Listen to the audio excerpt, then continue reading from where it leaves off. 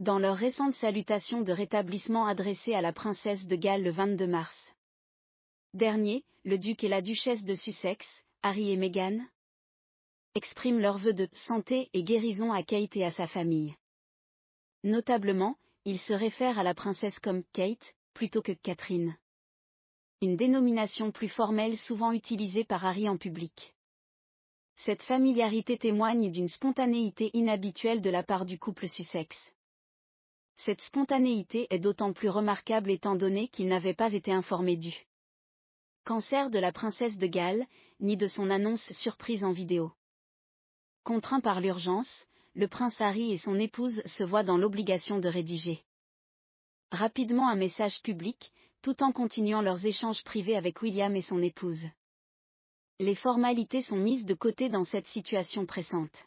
Toutefois, quant à l'inimité entre les deux couples, rien de nouveau ne semble se profiler à l'horizon. Alors que le fils cadet de Charles III a immédiatement pris un avion dès l'annonce du cancer de son père le 5 février dernier, il est peu probable qu'il envisage de faire de même pour rendre visite à sa belle-sœur. La seule opportunité envisageable pour un retour du prince Harry sur le territoire britannique semble être la messe prévue le 8 mai prochain à la cathédrale Saint-Paul, en l'honneur des 10 ans des Invictus Games, le tournoi sportif créé par le duc de Sussex pour les vétérans de l'armée. Bien que le voyage ne soit pas encore programmé, le cadet de Charles III attache une grande importance à cet événement qu'il a minutieusement orchestré de bout en bout.